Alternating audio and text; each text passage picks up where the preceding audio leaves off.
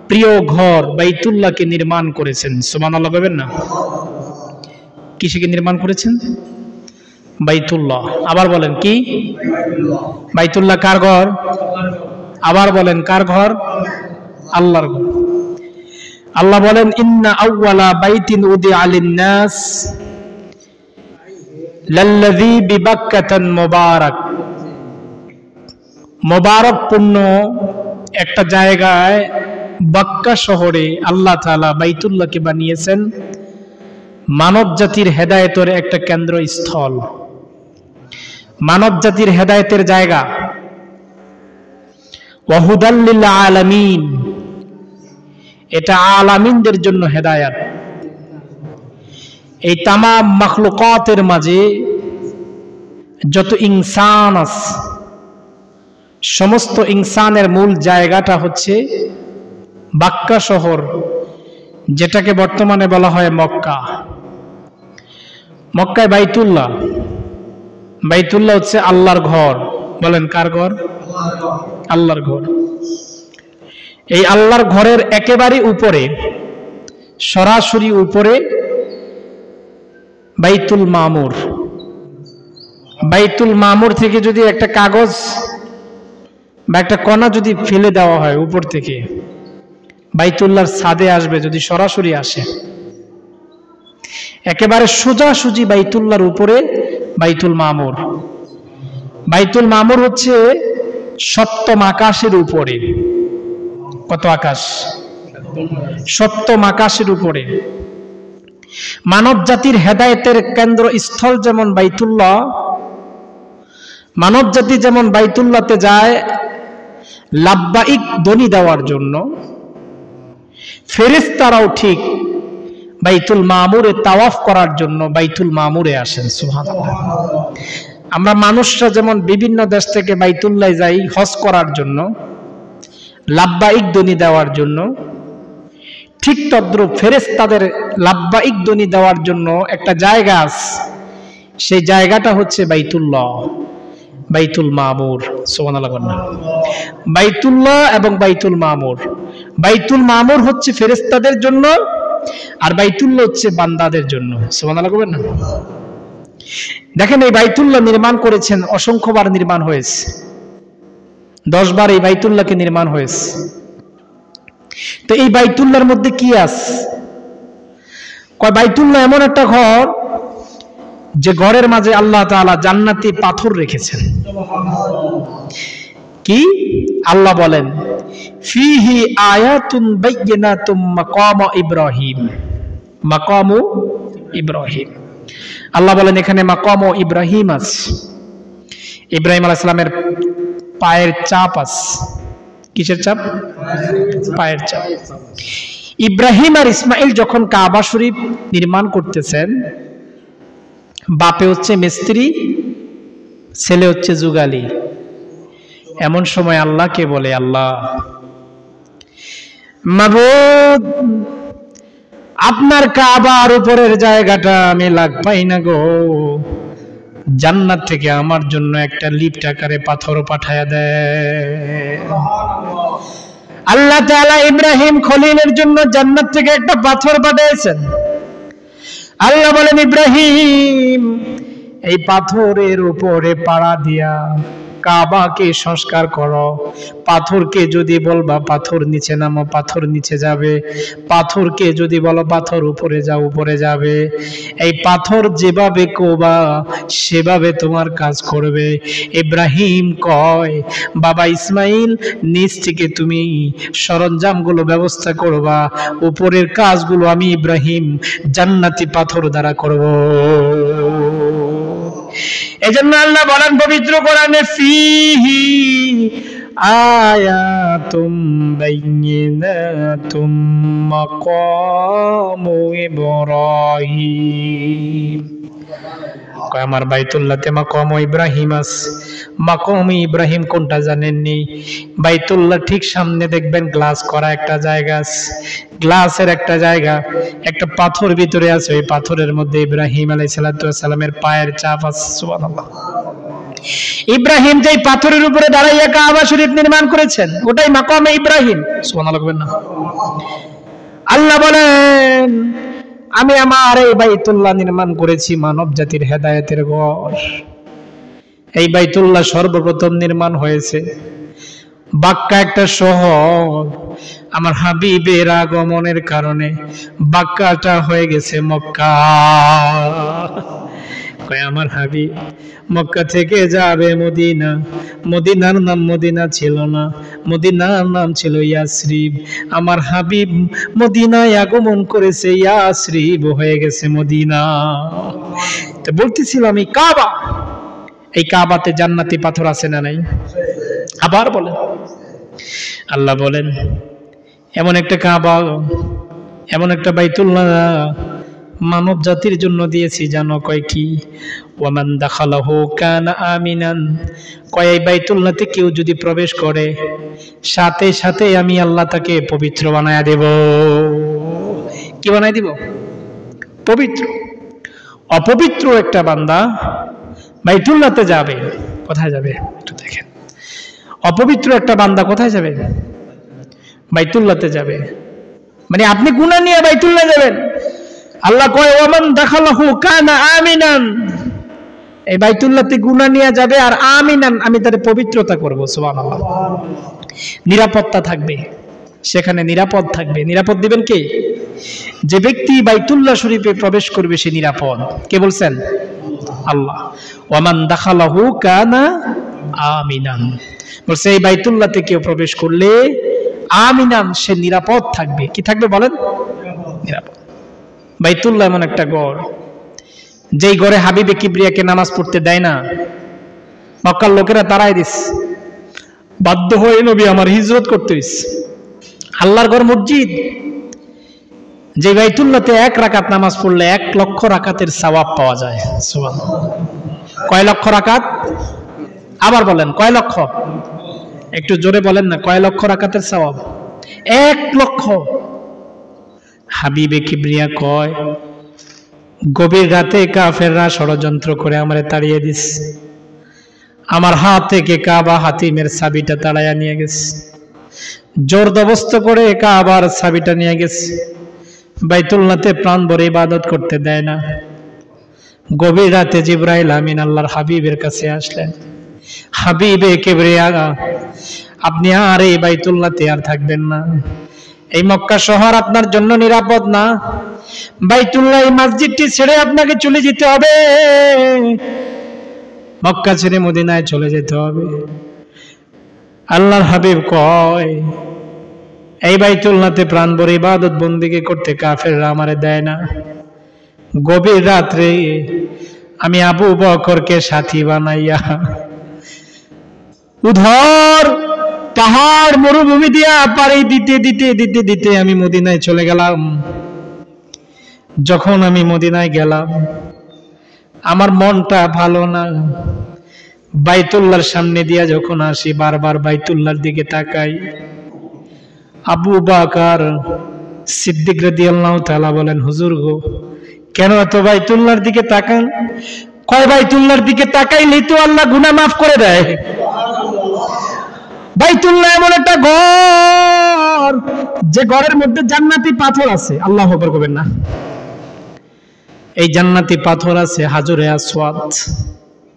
হাবিবে কিবরিয়া কয় যেখানে মাকাম ইব্রাহিম আছে, যেখানে আসলে নিরাপত্তা পাওয়া যায়।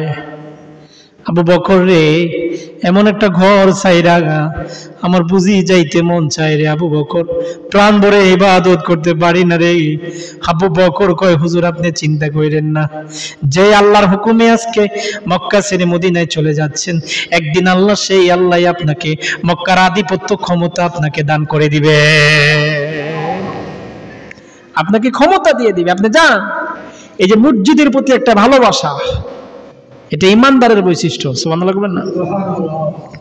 রাসূল প্রেমিক যারা তারা মসজিদকে ভালোবাসবে, আর যারা শয়তানের প্রেমিক তারা মসজিদের কথা শুনতে পারবে না। হাবিবে কিবরিয়া 16 থেকে 17 মাস মসজিদে কুবার দিকে ফিরে নামাজ পড়তেন। যেই মসজিদকে বলা হয় মসজিদে কিবলাতাইন, দুই কিবলার মসজিদ। আল্লাহ কয় আমার হাবিবের মন বেজার, আমার হাবিব বাইতুল্লাহর দিকে ফিরে নামাজ পড়বে। হাবিব আমার আসরের নামাজ 2 রাকাত শেষ করেছে। জিবরাইলকে বললেন, জিবরাইল রে, আমার হাবিবের কর্ণ করে যায় কইয়া দাও, ফাওয়াল্লি ওয়াজহিকা শাতরাল মাসজিদিল হারাম, ফাওয়াল্লি ওয়াজহিকা, আমার হাবিব যেন চেহারাটা ফিরাইয়া দেয়। সুবহানাল্লাহ বলবেন না? 2 রাকাত নামাজ পড়ছে। কয় রাকাত? বাইতুল্লাহতে 2 রাকাত নামাজ পড়ার পরে আল্লাহর নির্দেশ আসছে আমার হাবিব যেন চেহারা ফিরাইয়া দেয়, বাইতুল্লাহর দিকে ফিরে নামাজ পড়তে চায়। মসজিদের প্রতি একটা প্রেম, মহব্বত, ভালোবাসা। আল্লাহ কয় এই প্রেমটা আমি আমার হাবিবের জন্য দিয়া দিলাম। সুবহানাল্লাহ। তাই প্রিয় ভাই, এই মসজিদকে যারা ভালোবাসবে তারা আল্লাহকে ভালোবাসে। কারে ভালোবাসে? আল্লাহকে ভালোবাসে। এই মসজিদ, এই আল্লাহর ঘর কাদের দ্বারা আবাদ হবে? কাদের দ্বারা? দেখেন কাদের দ্বারা আবাদ হবে।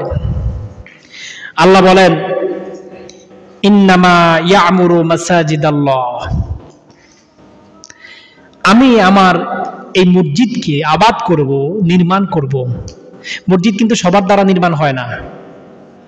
মসজিদ অনেক শিল্পপতি আছে দেখবেন, টাকা চাইলে টাকা দিবে না, টাকার অভাব নাই। আল্লাহ কয় ইন্নামা ইয়ামুরু মাসাজিদাল্লাহ, মসজিদ তাদের দ্বারাই আমি নির্মাণ করব। কাদের দ্বারা? মান আমানা বিল্লাহি ওয়াল ইয়াউমিল আখির, যারা আল্লাহর প্রতি ঈমান আনে, যারা পরকালের প্রতি ঈমান আনে। 1 নম্বর, যারা আল্লাহর প্রতি ঈমান আনে এবং পরকালের প্রতি ঈমান আনে। ওয়া আকামাস সালাহ, এবং যারা নামাজ আদায় করে। ওয়া আতাজ যাকাত, এবং যারা যাকাত প্রদান করে। তাহলে ওয়ালাম ইয়াখশা ইল্লাল্লাহ, যারা আল্লাহ ছাড়া কাউকে ভয় পায় না। 5টা বৈশিষ্ট্য যার মাঝে থাকবে, আল্লাহ তাআলা তাদের দ্বারাই মসজিদ নির্মাণ করবে। সুবহানাল্লাহ। দেখেন, কোন বেঈমান দ্বারা মসজিদ নির্মাণ হবে না। মসজিদ উত্তম জায়গা। রাসূল বলেন পৃথিবীর মাঝে সবচেয়ে উৎকৃষ্ট জায়গা, সবচেয়ে সম্মানিত জায়গা মসজিদ। আবার বলেন, সবচেয়ে সম্মানিত জায়গা কোনটা? মসজিদ। সবচেয়ে সম্মানিত জায়গা মসজিদ। রাসূল বলেন সবচেয়ে নিকৃষ্ট জায়গা হচ্ছে বাজার, দোকানপাট, চায়ের আড্ডাখানা। আজকে তো আমরা মসজিদের সমালোচনা চায়ের আড্ডাখানায় করি না? হুজুর এরকম করে, হুজুর ওরকম করে, হুজুর ভালো না। আচ্ছা যাক, হুজুর ভালো না, ঠিক আছে। যারাই চায়ের আড্ডাখানা এসব কথা বলে তাদেরকে কয়েন একদিন জুমা পড়াইতে, পাতলা পায়খানা করে দিবে। কথা কি বুঝতে পেরেছেন? বলতেছিলাম, রাসূল বলেন মসজিদ হচ্ছে উত্তম জায়গা, এখানে যতক্ষণ থাকবা ততক্ষণ নেক লেখা থাকবে। আপনি বসে আছেন, মনে করেন আপনি কোনো কিছু করেন না, বসে আছেন, এমনি বসে আছেন, মনে করেন সুবহানাল্লাহ পড়েন না, আলহামদুলিল্লাহ পড়েন না, কিছুই পড়েন না, এমনি বসে আছেন চুপচাপ, বয়ান শুনতেছেন। রাসূল কয় তার আমল নামায় নেক লেখা হইতেছে। পবিত্র একটা জায়গা, দামি একটা জায়গা, এই জায়গার মধ্যে চুপ করে থাকলে নেক লেখেন কে? আল্লাহ। কে লেখেন? আল্লাহ। এই জন্য মসজিদ সবার দ্বারা নির্মাণ হবে না, বেঈমানের দ্বারা মসজিদ নির্মাণ হবে না। মান আমানা বিল্লাহি, যারা আল্লাহর প্রতি ঈমান আনবে, এবং ওয়াল ইয়াউমিল আখির, যারা পরকালকে বিশ্বাস করবে, এই সমস্ত ব্যক্তি দ্বারাই কিন্তু মসজিদ আবাদ হবে, নির্মাণ হবে। কোন বেঈমান, কোন হিন্দুর টাকা দিয়ে মসজিদ নির্মাণ করা যাবে না। কথা বুঝতে পারছেন? কোন হিন্দুর টাকা দিয়ে মসজিদ নির্মাণ করতে পারবে? কোন হিন্দু ভাই যদি আপনারা এসে কয় আপনাকে মসজিদের লেগে আমি 1 লক্ষ টাকা দিতে চাই, তার টাকা নেওয়া যাবে না। মসজিদ নির্মাণ তাদের দ্বারাই হবে মান আমানা বিল্লাহ, যারা আল্লাহর প্রতি ঈমান আনবে। মসজিদের টাকা, কাদের টাকায় মসজিদ হলে মসজিদ পাক পবিত্র থাকে? মসজিদ আল্লাহর ঘর, এখানে কোনো শয়তানি চলবে না, এখানে শুধু ইবাদত বন্দিগি চলবে, এখানে দুনিয়াবি কথা চলবে না। হাদিসের মধ্যে আসছে তোমরা দুনিয়াবি কথা মসজিদে বলবা না। তোমরা কি রিয়াদুল জান্নাহ দুনিয়াতে যেতে চাও? রাসূলকে বলছেন দুনিয়াতে আবার রিয়াদুল জান্নাহ কোথায়? বলছেন মসজিদ হচ্ছে রিয়াদুল জান্নাহ। সুবহানাল্লাহ। তাই প্রিয় ভাই বলতেছিলাম, ইন্নামা ইয়ামুরু মাসাজিদাল্লাহ, মসজিদকে তারাই আবাদ করবে যারা আল্লাহর প্রতি ঈমান আনবে এবং পরকালকে বিশ্বাস করবে।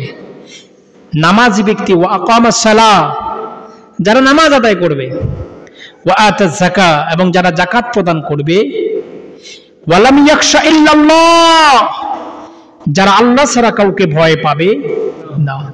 যার আল্লাহ আছে, রাসূল আছে, ভয় কি আছে তার? এই মিয়া, রিজিকের টেনশন আপনার রিজিকের দ্বারা আমি টেনশন করি না মিয়া। আমার রিজিক দাতা কে? এই মিয়া, আমার রিজিক লেখছেন কে? আমার রিজিক দিবেন কে? কাউরে ভয় পাবো কেন? সম্মান করব মিয়া, ভয় পাবো না, সম্মান করব। আমি তাকে সম্মান করব, কিন্তু ভয় পাবো না। কেন ভয় পাবো মিয়া? আমার আল্লাহ কয় রিজিক দেয়, আমি আমারে ভয় পা। বান্দারে কিসের ভয়? বান্দা তোরে চালায়? এই চালায় কে? আবার বলেন চালায় কে? ওয়ালাম ইয়াখশা ইল্লাল্লাহ, কেবলমাত্র শুধুমাত্র আল্লাহ ছাড়া কাউকে ভয় করা যাবে না। মসজিদ নির্মাণ তারাই করবে যারা ঈমানদার। মসজিদ নির্মাণ তারাই করবে যারা পরকালকে বিশ্বাস করে। মসজিদ নির্মাণ তারাই করবে যারা 5 ওয়াক্ত নামাজ পড়ে। মসজিদ নির্মাণ তারাই করবে যাদের উপরে যাকাত ফরজ হয়েছে, যারা যাকাত দেয়। মসজিদ নির্মাণ তারাই করবে যারা আল্লাহ ছাড়া কাউকে ভয় করে না। এজন্য প্রিয় ভাই আমার, ভয় পাবেন না মিয়া, কিসের ভয়? এই মসজিদ নির্মাণ সম্পর্কে ওসমান রাদিয়াল্লাহু তাআলা চমৎকার একটা হাদিস বর্ণনা করেছে। যারা এই মসজিদ নির্মাণ করবেন এদের বেনিফিটটা কি? আন ওসমান রাদিয়াল্লাহু তাআলা قال قال رسول الله صلى الله عليه وسلم من بنى لله مسجدا بنى الله له بيتا في الجنة। সাহাবীদেরকে বললেন, সাহাবীরা জান্নাতে কি কোনো ঘর বানাইতে চাও? সাহাবীরা বলেন, জান্নাতে আমরা কেমনে ঘর বানাবো দুনিয়া থেকে?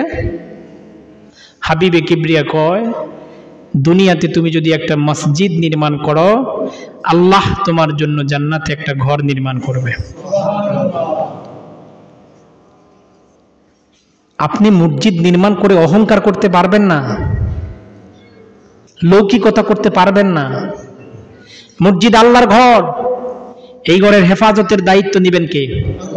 আল্লাহ। এই ঘরের যত কিছু লাগবে এগুলো আমাদের দায়িত্ব, আমাদের। এই মসজিদ কারা পরিচালনা করবে?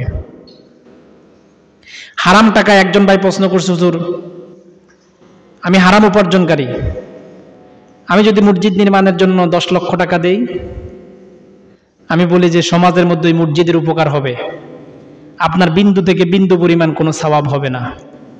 হারাম উপার্জনকারী 10 লক্ষ না, যদি 1 লক্ষ না, 1 কোটি না, 10 কোটি না, 50,000 কোটি টাকাও যদি দেয়, রাসূল কয় তার দান আল্লাহর দরবারে কবুল হবে। সোজা কথা মিয়া। আগে ছিল মাটির মসজিদ, মুসল্লি ভরা ছিল, আর এখন মসজিদ হয়ে গেছে পাকা, মুসল্লি কাঁচা। আছে না নাই? হ্যাঁ বলেন। আল্লাহর হাবিবের সাহাবীরা কত কষ্ট করে নামাজ পড়েছিলেন। নামাজরত অবস্থায় বৃষ্টির পানি পড়েছিল, আর এত সুন্দর মসজিদ করার পরও ফজরের পরে মুসল্লি নাই। এত সুন্দর মসজিদ কিন্তু ফজরে মুসল্লি নাই। হাবিবে কিবরিয়া মসজিদে জায়গা দিতে পারে না। এত বেশি মুসল্লি হয়ে যাইতো, দিনের পর দিন মুসল্লি বাড়তো, মুসল্লি বাড়তো। আর এখন মুসল্লি শুধু কমতেছে, মুসল্লি নাই। এজন্য প্রিয় ভাই বলতেছিলাম, মসজিদ নির্মাণের চাইতে মসজিদে মুসল্লির যোগান দিবেন। দোকানপাটে মানুষ আজানের সময় যদি বসে থাকে, তাদেরকে দাওয়াত দিবেন, চলেন না ভাই নামাজে আসেন।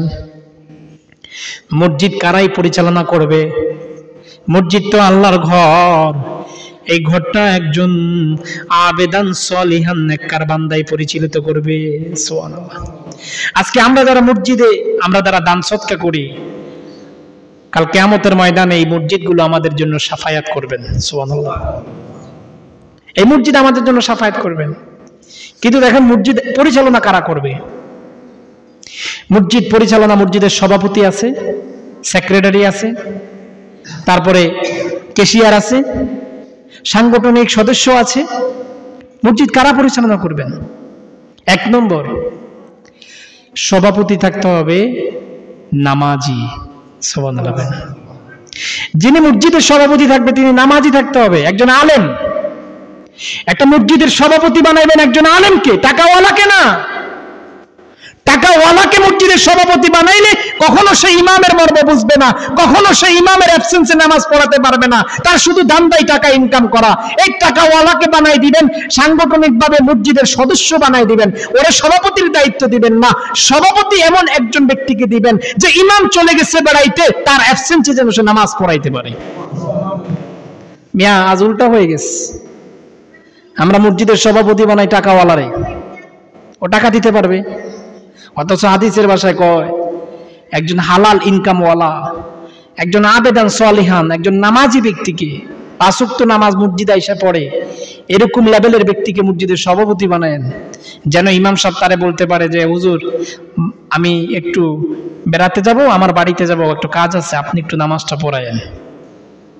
আমরা তো ইমামের সমালোচনা করতে ব্যতিব্যস্ত হয়ে যাই, কিন্তু ইমাম যখন মসজিদে না থাকে তখন নামাজ পড়াতে যে কত কঠিন হয়ে যায়, এগুলো কে বুঝে, কে বলবে এগুলো? মসজিদে পরিচালনার দায়িত্ব থাকতে হবে একজন আমানতদারিতা, যার কাছে মসজিদের পুরো পূর্ণ ভার সে বুঝিয়ে দিতে পারবে, টাকা 1 টাকাও সে মারবে না, এমন ব্যক্তিকে দিতে হবে। সিটার, বাটপার, লম্পট, মুনাফিক, এই সমস্ত ব্যক্তিকে মসজিদের ক্যাশিয়ার বানানো যাবে না। এগুলোর ক্যাশিয়ার বানাইলে মসজিদ কখনো উন্নত হবে না, বরং অবনতির দিকে যাবে। দিন দিন দেখবেন সংকীর্ণতা চলে আসবে, হিসাবও দিবে না। হিসাব চাইতে গেলে আমি পরে দিব, শুক্রবারে দিব, শনিবারে দিব, অমুক দিন দিব, অমুক মাসে দিব।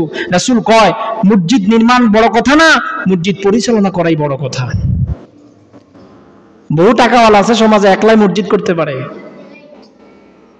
কিন্তু যোগ্য ইমাম কয়টা মসজিদে আছে? কয়টা মসজিদে যোগ্য ইমাম আছে? কয়টা মসজিদের খতিবরা বিষয়ভিত্তিক আলোচনা করতে পারে?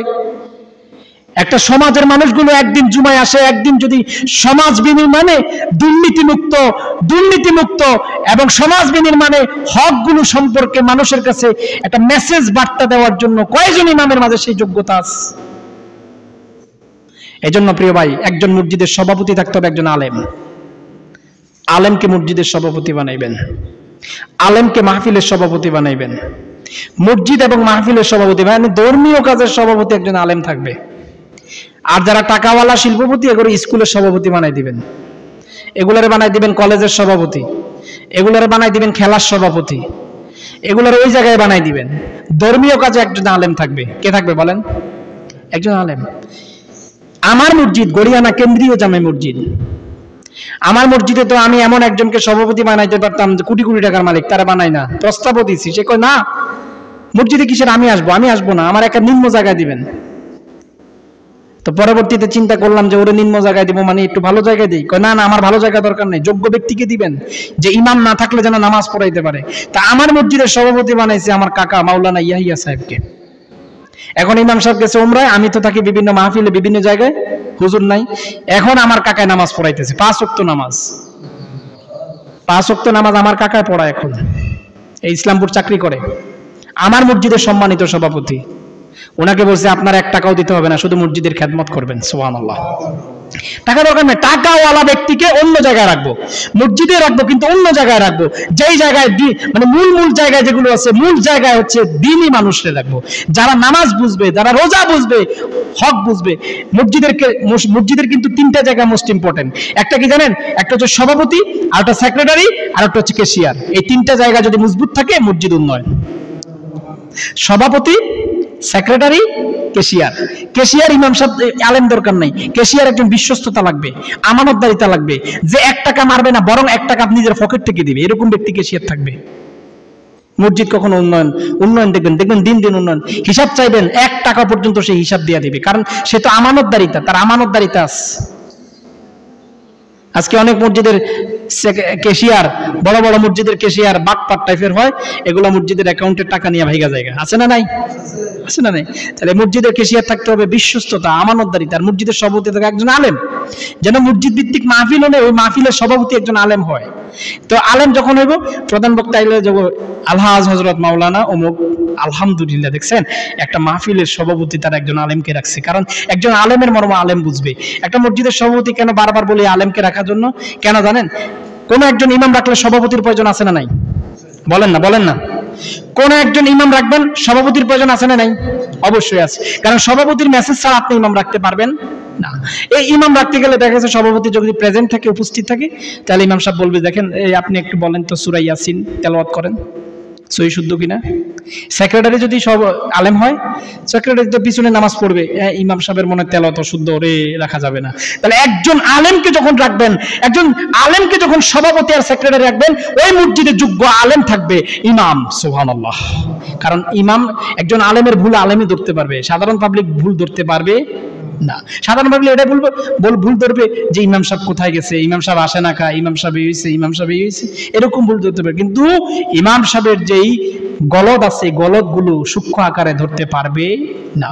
এজন্য প্রিয় ভাই, হালাল ইনকামদাতা ব্যক্তিকে মসজিদের সভাপতি লাগাই দিবেন, 5 ওয়াক্ত নামাজি ব্যক্তিকে মসজিদের সভাপতি, আমানতদারি বিশ্বস্ততা ব্যক্তিকে মসজিদের ক্যাশিয়ার বানাই দিবেন, ক্যাশিয়ার বানাই দিবেন। সেক্রেটারি হচ্ছেন সভাপতির চাইতে বেশি দায়িত্ব কিন্তু সেক্রেটারির, এটা জানেন যে কোনো সাংগঠনিকভাবে সেক্রেটারির দায়িত্বটা বেশি থাকে, তাই সেক্রেটারি কিন্তু বিশ্বস্ততা লাগবে।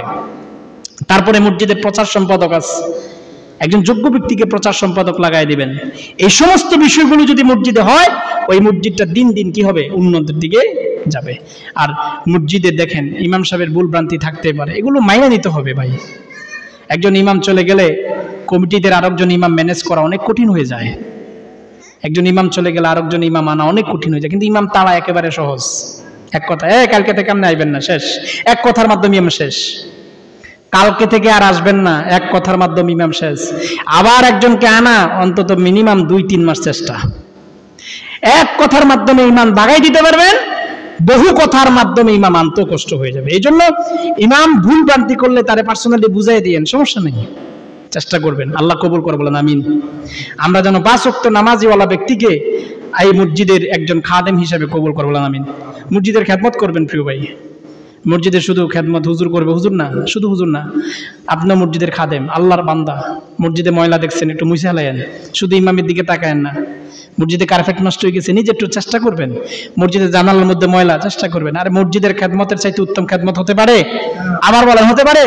মসজিদের কাবার কালো হয়ে গেছে, হুজুর আসেন আমি আর আপনি মিলে একসাথে কাবার গুলো ধুয়ালাই, হুজুর ধুইবে, কেন এগুলো করেন?